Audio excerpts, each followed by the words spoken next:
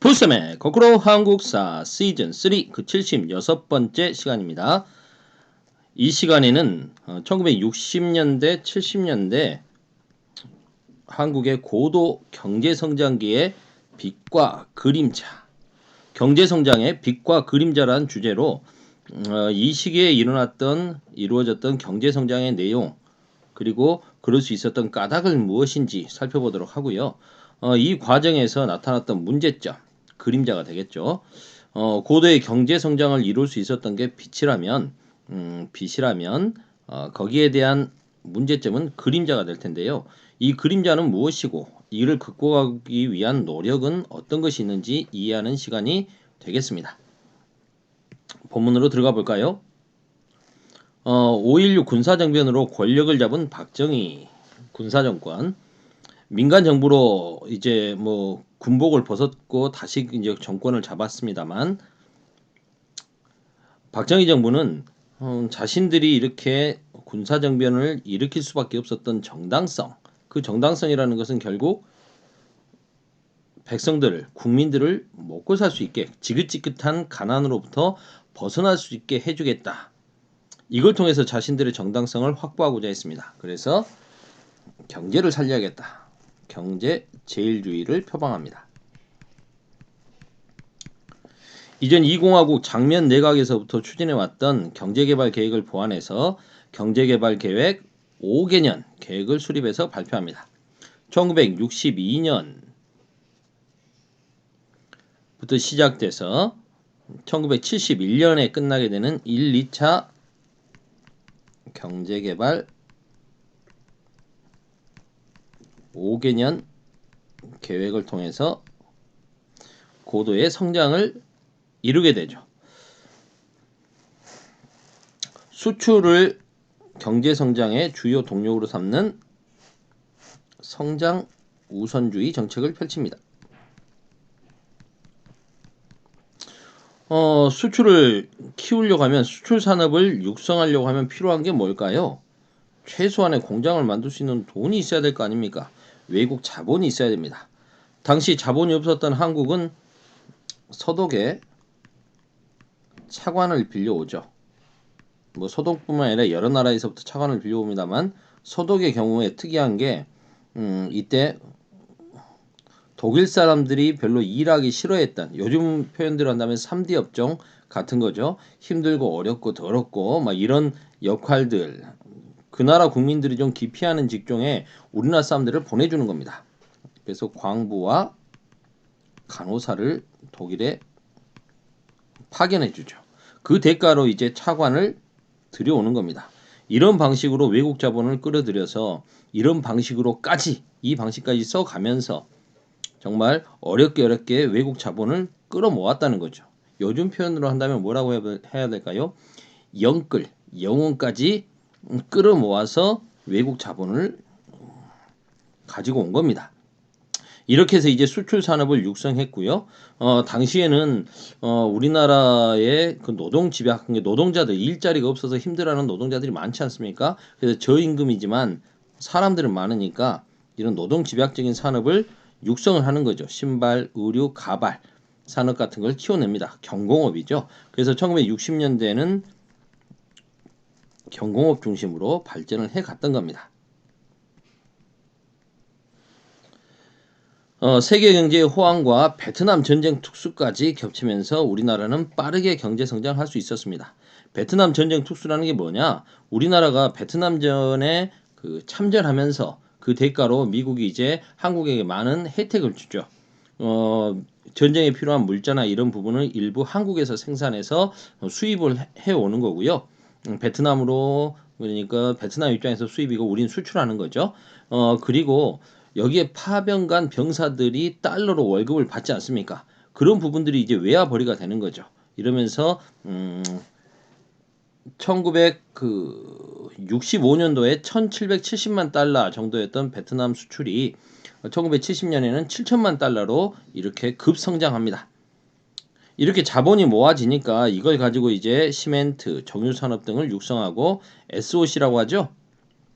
사회 간접 자본을 확충하기에 노력하죠. 대표적인 게 경부 고속도로, 경부 고속국도 아니겠습니까? 하지만 1960년대 말 세계 경제가 침체에 좀 빠져들면서 환율이 상승합니다. 그래서 우리나라는 수출도 어려움을 겪고 빌려왔던 자본 외채에 대해서 상환 부담도 커지게 되는 거죠. 이를 극복하기 위해서 정부에서는 자유무역 단지를 조성해서 외국인들의 투자를 좀 유도하고요. 그리고 대기업들에게 금융 특혜를 주게 됩니다. 1972년에 있었던 이른바 83 조치죠. 83 조치라는 건 뭐냐? 그동안 기업들이 그 민간 자본, 사채죠. 민간에서 빌려온 빚들 있지 않습니까? 이걸 동결시켜 버립니다. 갚지 않아도 돼. 뭐 이런 식으로. 그리고 은행을 통해서 굉장히 싼 이자로 대기업에 돈을 빌려주게 됩니다. 기업을 살려주기 위해서 여러 가지 금융 특혜를 주는 거죠. 그냥 돈을 빌려주는 게 아니라 특혜라고 하는 이유는 무엇이냐? 은행에서 뭐 돈 필요하면 대출 받고 뭐 이자 쳐서 갚아주면 되는 건데 이걸 특혜라고 하는 이유는 당시 100만 원 정도의 돈을 우리 국민들이 60년대에 빌린다라고 치면 내야 되는 은행에 갚아야 되는 이자가 25만 원에서 30만 원 정도였는데 대기업은 100만 원을 빚지면 5에서 6만 원 정도만 갚으면 되는 거예요. 놀라셨죠? 굉장히 싸게 대기업들에게 돈을 꿔주는 겁니다. 이렇게 해서 이제 기업들, 그러면 다시 말하면 기업들의 경제 활동을 위해서 국민들이 고가의 고리로 이자를 갚아가면서 그 고통을 분담해야 했다는 거죠. 백성들이 이렇게 힘든 대신에 기업들이 좀 더 혜택을 본 겁니다. 이렇게 해서 이제 기업들이 성장을 하는 거죠. 기업들은 이 시기 우리 국민들의 고통 분담에 대해서 보답을 해야 될 것입니다. 1970년대 중화공업이 성장합니다. 3차, 4차 경제개발 5개년 계획 70년대는 중화공업 중심으로 발전하는 거죠. 60년대는 경공업, 70년대는 중공업. 이렇게 하려다 보니까 어때요? 석유라든가 철광석 같은 원자재를 가지고 들어와서 이걸 가공하는 중화공업이 발전하게 되면 결국은 원자재를 수입하기 쉬운 곳에 발전을 하겠죠. 공단들이 만들어지지 않겠습니까? 그래서 경상도 해안 지역을 중심으로 포항제철, 뭐 옥포조선소, 그 다음에 자동차, 현대, 울산, 정유, 울산 이런 대규모 공업단지들이 조성되죠. 그리고 이런 산업들을 육성하는 데는 전기가 많이 필요합니다. 우리나라는 발전시설이 부족하죠. 전기가 부족하니까 그 인근에 원자력 발전소 등을 건설하기 시작하는 거죠. 이러면서 이제 1970년대 말에는 중화공업의 비중이 경공업을 추월할 정도로 발전하게 됩니다. 위기는 또 찾아오죠. 1973년 제1차 석유 파동이 일어납니다. 4차 중동 전쟁이 일어나면서 이스라엘과 싸우고 있었던 아랍 국가들을 지원해주기 위해서 산유국들이 기름값을 인상을 해버립니다. 담합을 해서 인상을 한다는 거죠. 우리나라로서는 이 위기를 오히려 그들이 오일로 벌어들인 돈, 오일머니가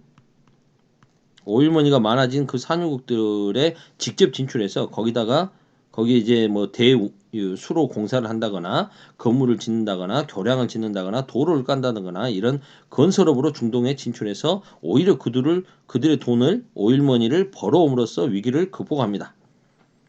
하지만 1978년, 79년 되면 제2차 석유 파동이 또 일어납니다. 원유가가 상승된 것도 있었지만 1978년에 이란에서 혁명이 일어납니다. 호메이니가 이란 혁명을 일으키게 되는데요.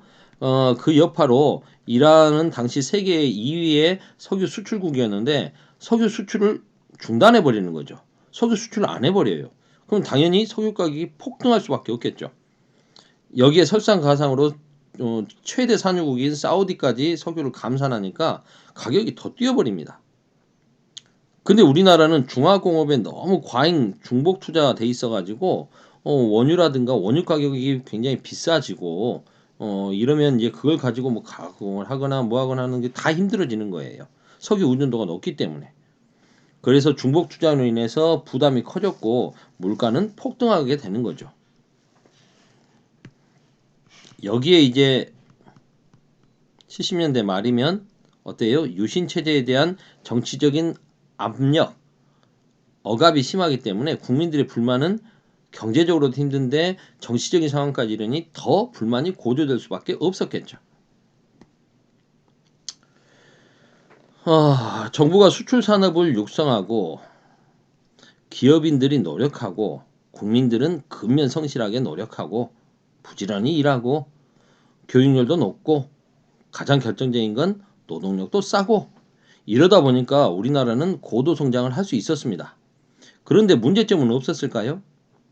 분배가 제대로 이루어지지 않았다는 문제가 있는 거죠. 많이 성장했고 우리가 그만큼 허리띠 졸라맸고 고생을 했으면 분배가 돼야 되는데 그런 게 별로 있지 않았다는 거죠. 빈부격차는 심해지고요. 지역 간의 격차도 심해집니다. 특히 70년대가 되면 대규모의 중화공업시설이 영남 지방에 편중이 되면서 지역 간의 격차가 굉장히 심해지죠. 모든 문화시설이라든가 부가 도시에 집중됩니다. 그러면 농촌이 또 떨어지겠죠. 도농 간의 격차도 심화됩니다. 정부가 주도해서 경제를 성장하는 이런 후진국 스타일의 압축 성장, 경제 성장 모델은 필연적으로 이런 문제점을 갖고 오게 되죠. 정치와 경제가 유착된다는 거죠. 정경 유착.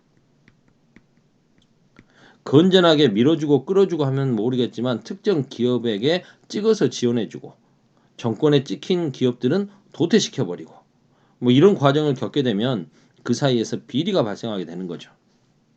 이렇게 해서 특정 기업들이 성장을 하게 되는데 이른바 재벌이 성장하게 되는 겁니다.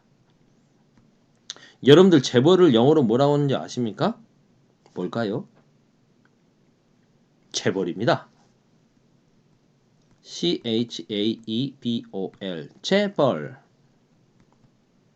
아예 영어 사전에 등록돼 있죠. 왜 재벌을 부르는 다른 영어 표현이 없을까요? 정상적인 방법으로 자본주의가 성장해온 나라에선 재벌이 있을 수 없기 때문이겠죠. 엄청나게 큰 뭐 부호는 있을지 몰라도 이 독특한 형태의 재벌 대기업은 존재하지 않는다는 겁니다.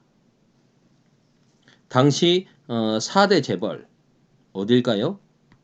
현대, 삼성, 럭키 또 하나가 뭘까? 대우. 여러분들에게 좀 낯설죠? 럭키 모르겠습니까? 이 럭키와 나중에 금성, 골드스타가 합쳐져 가지고 LG가 되죠. 지금의 LG가 됐다가 나중에 이제 이게 또 분화해 가지고 요즘은 이제 정유 부분은 GS, 칼텍스 뭐 이런 식으로 가지 않습니까? 이런 재벌들이 성장을 하게 되는 겁니다. 그리고 수출 위주, 그리고 외국의 자본 의존, 그리고 일본의 원자재 의존도 이런 것들이 굉장히 높아지면서 경제의 대외 의존도가 높아지죠. 특히 일본에 대한 대일 의존도가 심화돼서 우리나라 경제가 일본 경제에 종속되는 그런 모습을 보여줍니다. 작년 뭐 이렇게 해가지고 그 원부자재 산업 이거 일본과 한일 간의 경제 갈등에서 일본이 그거 노리고 우리나라를 좀 괴롭혔지 않습니까? 그리고 이제 외채 상환 부담 증가 이런 문제 등이 이제 커지게 됩니다. 이 와중에서 또 문제가 되는 게 바로 농촌이죠. 경제 성장 과정에서 농촌은 희생을 강요됐습니다. 왜요? 노동자들이 저임금으로 노동자들이 값싼 노동력을 제공하려면 최소한 쌀값이 싸야 먹고 살 수는 있거든요. 그러다 보니까 쌀 가격을 일부러 낮추는 저고가 정책을 펼친 거죠. 이렇게 되면 농민들은 굉장히 먹고 살기 힘들겠죠. 농촌을 좀 떠나게 될 수밖에 없지 않습니까? 그러다 보니까 이제 농민들은 생존권 보장을 요구하는 투쟁을 펼치게 되는데 그 대표적인 게 한평에서 있었던 전남 한평에서 있었던 고구마 피해 보상 투쟁입니다. 농협에서 고구마 심으면 전량 수매해 주겠습니다 라고 약속을 해놓고 정작 고구마 열심히 심었더니 수매를 안 해주는 거예요. 무려 3년 동안 싸워가지고 그 피해를 보상받았습니다. 이걸 계기로 농민들은 뭉쳐서 싸우면 되는구나 라고 해서 전국적인 농민단체가 조직되는 거죠. 그리고 이제 가난한 농촌을 좀 잘 살게 해보자. 잘 살아보세. 새마을 운동이 시작됩니다. 정부가 도시와 농촌 간의 그런 문화라든가 소득 격차 이런 부분을 해소하기 위해서 농촌의 환경을 좀 개선해주고 균형 발전을 내세우면서 정부가 주도적으로 추진했습니다.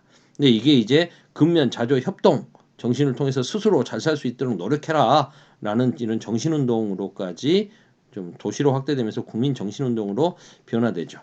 이게 나중에는 그 유신체제를 유지하는 데까지 좀 악용되기도 합니다. 수출품의 가격 경쟁력을 유지하기 위해서는 결국 노동자들의 임금이 싸야 되거든요. 저임금 정책을 펼칩니다. 그러다 보니까 노동자들은 열악한 환경에서 장시간 노동을 함으로써 생존권을 위협받죠. 그래서 임금을 좀 올려주세요. 노동시간을 좀 줄여주세요. 심지어 그러니까 근로기준법상에 있는 노동시간만이라도 지켜주세요. 라는 가장 기본적인 요구들을 하는데 이게 묵살이 되죠. 그러자 대구 출신의 노동자, 서울 평화시장에서 재단사로 일하고 있었던 젊은 노동자 전태일은 자신의 동생뻘밖에 안 되는 여자 노동자들이 여공들이 너무 고생하는 모습에 마음 아파하며 이제 자신의 몸을 불살라서 근로기준법을 지켜달라고 요구하게 되는 겁니다. 이걸 계기로 지식인 대학생들 상대적으로 여유 있는 사람들이죠. 노동 현실에 처해져 있는 사람들은 아니니까 이 사람들이 이제 노동운동에 대해서 본격적으로 각성을 하게 되고 뛰어들게 되는 겁니다. 이에 대해서 박정희 정부는 노동운동을 이거 반정부 운동이다. 쉽게 말해서 빨갱이들이다. 뭐 이렇게 하면서 정권을 타도하려고 하는 그런 정권 전복 세력이다라고 하면서 탄압을 하게 되는 겁니다. 반정부 운동으로 규정하는 거죠. 그래서 동일방직 투쟁처럼 이건 1978년에 있었을 겁니다. 동일방직 인천공장에서는 여성 노동자들이 1000명이 넘게 일을 하는 곳입니다. 그런데 노동조합이 만들어지니까 이걸 완전히 탄압을 해요. 그러다가 이제 어용 노동자 노동조합장까지 막 만들어내고 하니까 이제 여기에 대해서 노동자들이 항의를 하겠죠. 그런데 이게 그 구사대라고 합니까? 폭력배들까지 동원해가지고 이걸 해산을 시키려고 합니다. 근데 경찰이 이런 부분들을 방조해요. 여성 노동자들은 자신들을 지키기 위해서 오히려 이렇게 옷을 막 벗고 알몸 시위까지 합니다. 그런데 경찰까지 동원돼서 강제로 해산당하게 되는 거죠. 그리고 심지어 그 와중에서 보면 인간적인 모욕감, 똥물을 갖다 퍼 부어버립니다. 남자 노동자들이. 우리가 아무리 가난해도 똥물 먹고 살 수는 없다라고 해서 이 투쟁은 전 세계적으로 알려져서 한마디로 해서 국가 망신이 되는 거죠. 그 다음에 이제 YH 무역 사건. 이건 가발 무역을 하던 가발 공장이죠. 근데 갑자기 일방적으로 폐업을 해버리면서 이제 거기에 대해서 노동자들이 항의한 걸 야당이었던 신민당 당사회까지 들어가서 항의 시위하고 있는 걸 공권력이 동원돼서 강제로 해산시켜버리고 그 과중에 한 명의 노동자가 죽기에 이릅니다. 이 부분은 나중에 또 나오겠습니다만 결국 유신체제 박정희 정권을 무너뜨리는 그 첫 단추가 되는 사건이죠. 시간이 벌써 이렇게 돼버렸네요. 오늘은 여기까지 하겠습니다.